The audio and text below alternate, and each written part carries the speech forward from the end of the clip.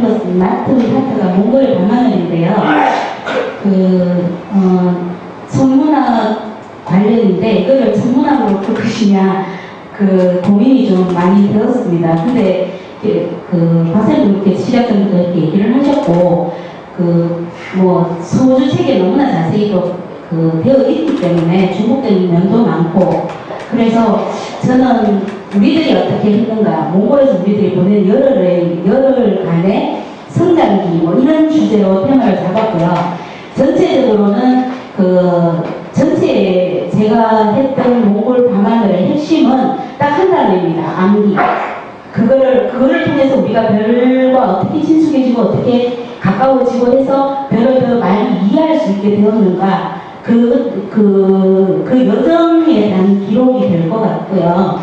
그래서 시작은 이렇게 잡았습니다. 몽골의 밤하늘, 별의 이름을 불러주자 별은 내게로 와서 그리움이 되었다. 그래서 시작은요, 이제 우리가 공항에 도착해서 어떤 설렘과 기대를 갖고 여정을 시작하면서, 그리고 그렇게 무거운 700페이지의 교재를 흔들리는 상황에서 꿋꿋이 붙들고 공부를 하면서 외우면서 갔는가에 대한 제가 들어가는 글들은 그 모든 과정에 대한 얘기들입니다. 얘기를 하다 보니까 사소한 경우는 좀 많이 길어졌는데요. 이 부분은 또 어떻게 좀 조율을 해야 될 것 같은데, 일단은 에세이를 쓴다는 생각으로 그냥 줄줄이 나열을 이렇게 쭉 했습니다. 별이 인간에게 가지는 느낌, 내가 느꼈던 느낌, 왜 별을 보고자 이 먼 길을 달려와서 하늘을 쳐다보는가, 이런 얘기들. 그리고 우리들이 이 열흘간 보내면서 있었던 여정에 관한 또 어떤 생각들을 했고, 처음에는 각자가, 저도 그렇지만은 많은 사람들이, 실제는 대다수들이 별이라고 얘기했을 때 저처럼 윤동주의 별이거나 어린왕자의 별이거나 그렇게 감성이나 영양소 소양으로 만나지던 별들을, 그런 감상들을 걷어내고 어떻게 물리학의 별을 만나가는가, 그런 글을 잡아서 쭉 이렇게 얘기를 풀었습니다. 그래서 우리 박승현 선생님의 영웅님에 있었던, 그게 저도 굉장히 남아들이 우리 새벽별 강의하는 모습을, 그 얘기를 그대로 갖고 와서, 중요한 거는 이렇게 가르치는 열정과 배우고자 하는 열정이 공명의 조화를 일으켜서 하루하루 지식이 쌓여가면서 우주의 시작점에 대한 탐구를 해보고자 하는 욕망을 품을 수 있었던 그런 시간들이었다라는 것이었고요. 그러고 나서 구체적으로 몽골의 하루가 어땠던가 이런 얘기를 잡기 위해서 몽골의 밤하늘에는 초원을 비춰놓은 나수가 흐른다. 제목이 굉장히 감성적이고 근사하죠. 고백하자면 이 앞쪽에 있었던 그 제목과 이 제목에 우리 솔다렐라님이 던져주신 겁니다. 아니 이거 별밤인데 별이 하나도 안 보이잖아. 네, 이게 서론인데요. 서론 안에는, 내용 안에는 지금 줄줄이 다 읽기가 그래서 그런데, 별에 대한 얘기는 거의 이제 기준점은 별이기 때문에 별을 자꾸 풀어가는 얘기입니다. 그래서 이렇게 초원에서 비가 와서 첫날 걱정을 했었지만, 그날 밤은 맑아서 우리가 별을 제대로 볼 수 있었다. 그렇게 얘기를 했고, 그리고 그렇게 이제 별이 일어났던 이게 지금 이제 여름에 대표적인 밤하늘의 별자리 모습인데요. 그걸 바탕으로 해서 우리들이 봤던 별자리들 그냥 이렇게 서술형으로 그냥 이렇게 풀듯이 조금 얘기를 해놔봤습니다. 그리고 그 내용은 나중에 보시면 되고, 그리고 이 시작하던 날 첫날 우리가 별을 보기 위해서 우성우성 모여서 가장 먼저 제가 기억에 남았던 거는 뭐였냐면은 많은 탈선들이었습니다. 별똥별 치니까 전부 다 소음 밀었니 안 밀었니 지금 오로지 관심들이 두 개가 있었다라는 그를 생각을 하면서, 근데 그 사이를 뚫고 우리 박사님이 안드로메다 갤럭시를 어떻게 찾느냐, 안드로메다 갤럭시가 무엇이냐라고 별의 첫 강의를 시작하셨던 거고, 이것이 우리들이 감성적이었던 별들이 이제 물리학의 별을 만나가는 첫 강의 과정이었다. 이게 이제 그 서술이었습니다. 그래서 우리들이 시작했던 별에 대한 우리의 여정은 이렇게 또 다른 우주를 찾아보는 곳에서부터 시작이 되었다라고. 지금은 대략 한 230만 방이네요. 옛날 책에는 250만 예, 아무래도 자료가 몇 군데가 이렇게 있던데 230만 했다가 제가 지금 250만을 고쳤었거든요. 네, 오늘 수정을 하겠습니다. 뒤에도 나오기는 합니다만 어쨌든 안드로메다 갤럭시를 찾아가는 과정이었다. 그리고 주제를 잡았는데 제가 처음에 이 글의 전체 주제가 암기라고 얘기를 했던 것처럼 테마는 크게 세 가지를 잡았습니다. 별을 외우다. 그리고 두 번째는 이 우주가 도대체 얼마나 큰 것인가. 우주 전체에 대한 크기에 대한 얘기였고요. 세 번째로 잡았는 것은 슈퍼노바 두이돌. 그렇게 큰 주제 세 가지를 잡고 그 세부적인 내용들은 그걸 감안해서 시작은 이제 별을 외우다 해서 우리가 차 안에서 어떤 식으로 별을 외우고 해보자에 대한 내용인데요. 맨 처음에 실제는 별에 우리가 뭐 대상실험을 강의도 듣고 갔지만은 어쨌든 지식의 천차만별 있기 때문에 별이 무엇인가에 대한 개념조차 정립이 안 되어 있는 상황인데 그럼 어떻게 이 막막한 별을 뭘 할 것이냐 했을 때 제일 먼저 우리가 했던 것은 별의 이름을 외우는 것이었습니다. 그 별의 이름을 어떻게 외우느냐에 대한 얘기를 그렇게 쭉 그냥 풀어서 서술식으로 해놨고요. 이렇게 우리가 절대로 잊을 수 없는 카노푸스에 대한 에피소드도 같이 곁들여져 있습니다. 주인공이 신경 쓰고 계시는데요. 값수 친구라는 다르더라도 절대로 잊을 수가 없는 카노푸스에 대한 왜 그렇게 되었는가에 대한 얘기를 잠깐 해서 그리고 이렇게 이제 정말 곡점 붙여서 열심히 외웠던 1등품 별 17개 그리고 그렇게 암기를 해서 이렇게 1등품 별들이 우리 입에 와서 붙으면서 그리고 그 1등품 별들이 속한 별자리들을 어떤 식으로 외우고 공부를 했고 이렇게 정말 이게 흔들리는 버스 안에서 그냥 흔들린다는 게 아니라 정말 하늘로 올랐다 내렸다 하는 버스 안에서도 이렇게 꼼꼼하게 좌표까지 찾아서 그려서 공부를 했었다라는 걸 보여주기 위해서 이걸 그냥 사진 찍힌 그대로 올렸습니다. 그렇게 해서 이제 구체적으로 그러면 우리가 1등선 별도 배우고 1등선 별이 속한 별자리를 만나는데 이 별자리가 인류에게 어떤 의미였고 별자리는 어떻게 해서 만들어졌는가 그 과정에 대한 얘기들을 좀 풀었었고요. 이거는 뭐 19세기에 그 동파나에 있는 별자리 모습인데 이 부분은 왜 이런 걸 집어넣는지는 뒤에 다시 말씀을 드리겠습니다. 그렇게 해서 제가 여기에 이렇게 지금 제 글은 천문학에 대한 얘기라기보다는 우리가 별을 만나는 과정에 대한 얘기가 전부 다인 것 같습니다. 그래서 저도 참 이게 우리 법면선이 글에 있었는데 시리우스를 만나는 그 간격에 대한 글이 있었는데요. 저도 글에 있습니다. 박사님 따라 지금 학습 탐사를 몇 번을 다니고도 아침마다 다들 보는 시리우스를 저만 못 봐서 매번 저는 내가 눈이 나빠서라고 생각을 했었습니다. 근데 그것이 눈이 나빠서가 아니라 결국은 암기가 문제였다. 외우지 않았기 때문이었다라는 것을 절감하면서 아주 감격적으로 시리우스를 만나던 날이 있었습니다. 그래서 그에 대한 얘기를 잠깐 했었고 인류가 별자리를 어떤 형태로 정했다라는 것은 약간 교과서적인 얘기보면 다 있는 얘기이기 때문에 이런 내용들은 다 금방 띄워가겠습니다. 그리고 이제 그 별자리를 정할 때 그리스 문자로 정하는데 알파, 오메가 이렇게 순서대로 이렇게 정해주는다는 얘기를 적었는데요. 이게 이제 뺄까 널까 하다가 고민을 하면서 일단은 집어넣습니다. 다들 이렇게 하다 보니까 저도 왜 이렇게 되는지 기호조차 너무 생소하다 보니까 저게 뭔 말이야 책에 나오면 맨날 아름아름 헷갈렸는데 한 번쯤 이런 거를 보고 이렇게 넣는 건 괜찮지 않을까 생각해서 그냥 집어넣어 봤는데요. 뭐 필요 없다면 또 빼겠습니다. 그리고 우리가 박사님 그렇게 강조하셨던 일단은 별들의 주소 적경과 저기를 외우자, 익히자 라고 해서 적경 저기를 그 밤에 강의를 하시고 낮에 강의를 해주셨고 그 내용들을 해서 그대로 얘기를 했고요. 그 페가수스 사각형을 이용해서 별자리를 찾는 방법 우리가 그 몽골에서 직접 손으로 재워가면서 팔로 선을 그려가면서 했던 내용입니다. 그거는 조금 풀려다가 너무 막 산만하게 그러는 것 같아서 집어넣진 않았는데 어쩔까 망설이고 있습니다. 한번 넣어볼까. 그리고 이것도 아까 이렇게 이거 넣었던 거하고 같은 맥락인데요. 이렇게 알아두면 이게 이제 손가락으로 이렇게 각도 재는 방법인데 굉장히 유용하게 뭐 써먹을 수도 있기 때문에 익혀주면 좀 익히기만 하면 상관없는데 한 번쯤은 참고로 보시라고 집어넣었는데 얘도 필요 없다고 되겠습니다. 그렇게 했었고요.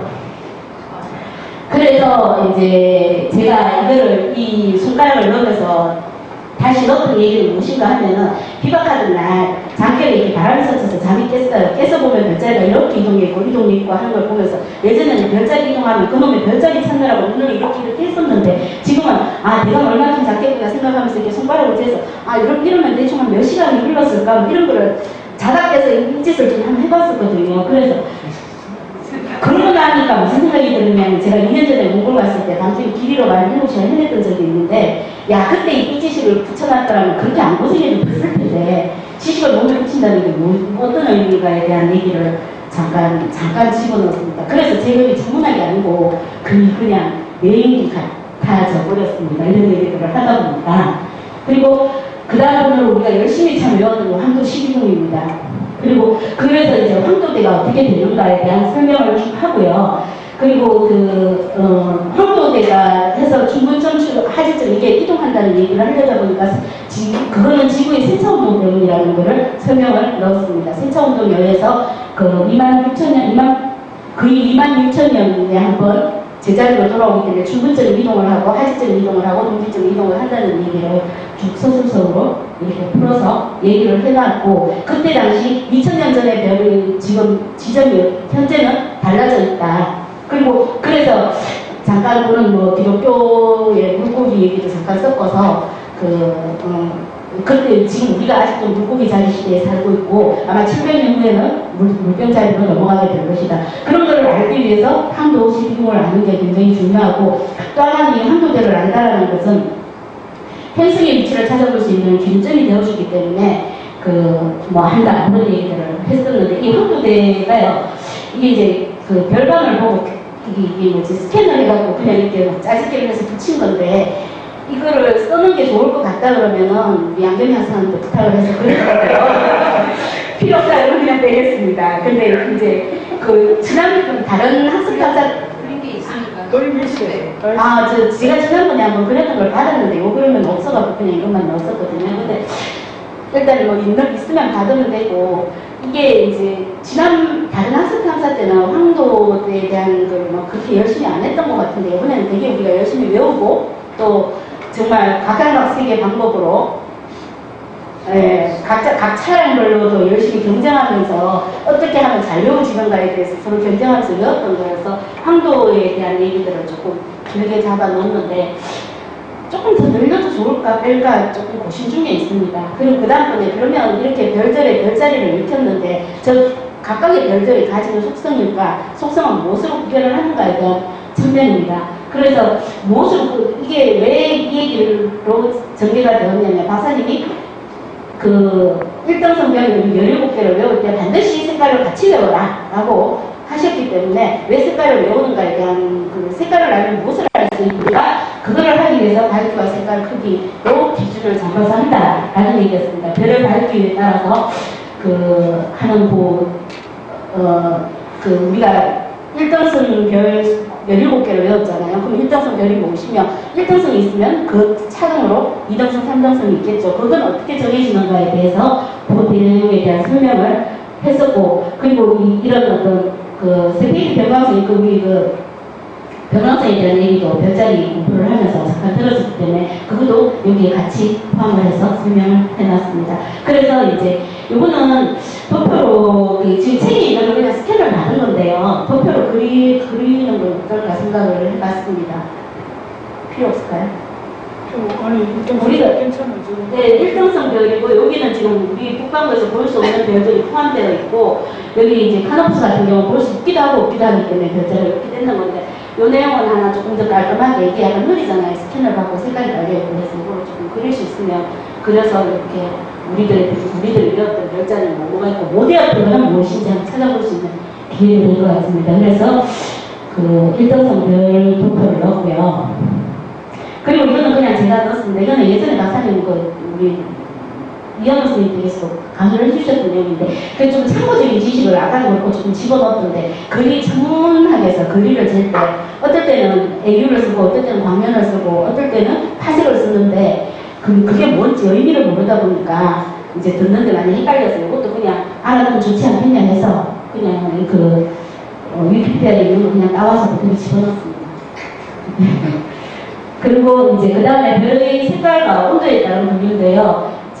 있죠. 왜 이 글 전체에 키워드가 안기지? 안그리 외우세요. 이게 이제 이번 탐사년의 박사님이 그때 끊임없이 우리들이 주문을 받았던 내용입니다. 안그리 외우세요. 뜻성별의 색깔을 외운다. 근데 저도 안그리 외우세요를 하지 않았을 때는 이것도 시력 탓을 했습니다. 남들은 뭐 저게 아니 붉은색은 분명히 보이는데 주황색하고 흰색하고가 솔직히 잘 구별이 안 가서 남들은 주황색인데 저게 왜 주황색이야 이러면서 혼자 속으로 궁지렁거렸던 적이 참 많았었거든요.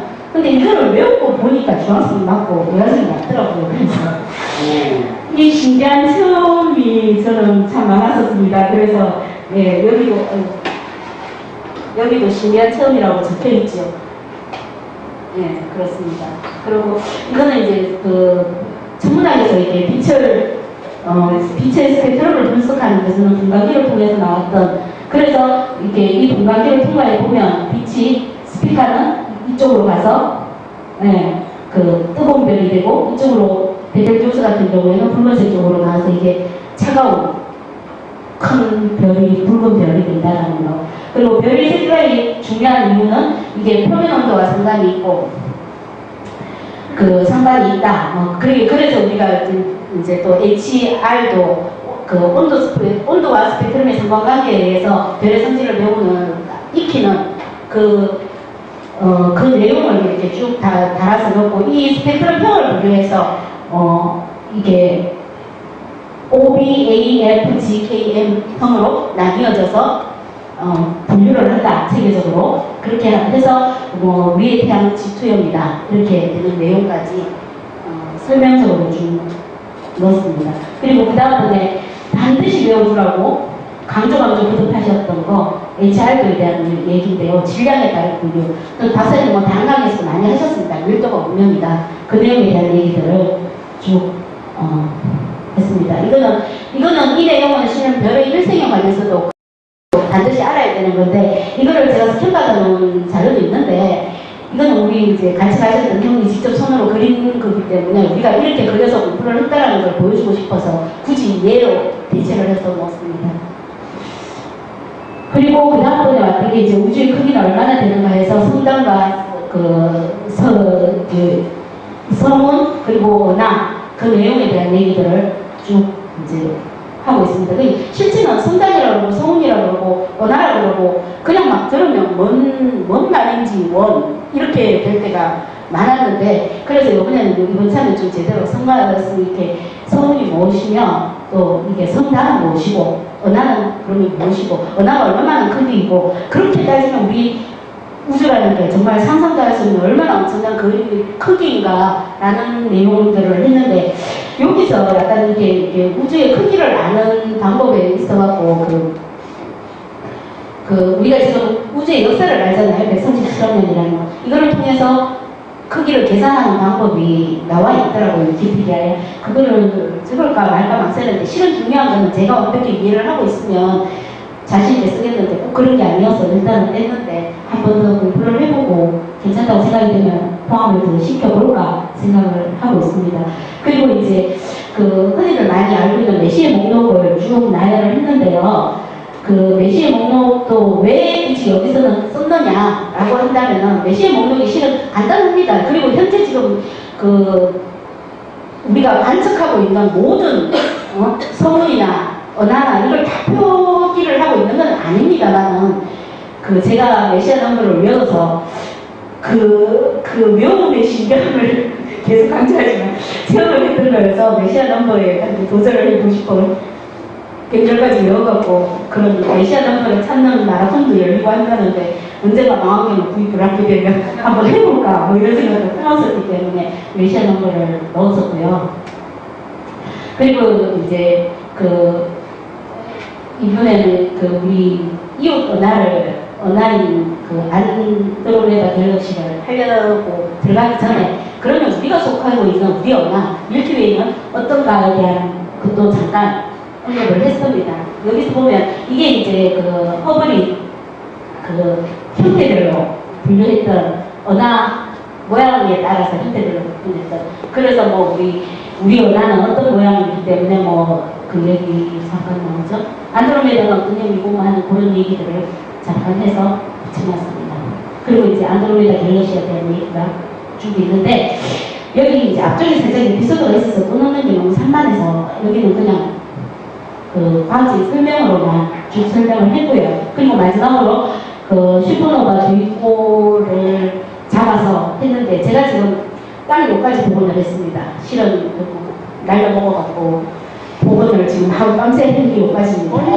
수많은 나는 요도 뭐 또 하라고 저도 뭐 또 하라고. 그래서 여기까지 지금 밤새고 복원을 여기까지 했는데 아니 여기 또 날라갔지. 모르겠어요. 폴드 책을 자료까지 싹 다 날라가고 지금 자료가 약간 엉성한 게 아니 할 때마다 세이브를 안 해요. 세이브 했는데 뭐 하다가 지워졌나 봐요. 세이빙 기능 자체가 체킹 일지가 되는 건지 어쨌든 건지 뒤지다 결국 포기하고 다시 하는 게 빠르겠다 해서 했거든요. 그게 이제 제가 조금 정신이 없었는데 자 사적으로 한마디만 1분 내에 붙이고 끝내겠습니다. 지난 일요일날 강의를 마치고 내려갈 때 태풍이 오고 있었죠. 아주 잘 불었습니다. 그리고 월요일날이 되더니 우리 그 농장 뒤편에 그 폭우가 쏟아지면서 산사태가 나가 농장을 촉발시키는 바람에 일주일간 제가 좀 정신이 없어서 폰이 어디 빠져있다 보니까 이런 사람이 조금 벌어졌었고 정직하게 고백하자면 지난주 이후에서 이게 따먹으려고 들어갔다가 지금 복원하는 데 시간을 다 잡아먹어서 내용이 어떻게 되는지 자료가 얼마큼 적절하게 대학이 되었는지에 대한 그런 아예 적응도 못해보고 이 상황이어서 잘 모르겠습니다. 그럼 여기까지입니다.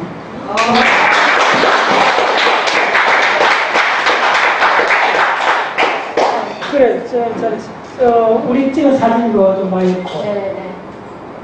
몇 페이지인데요?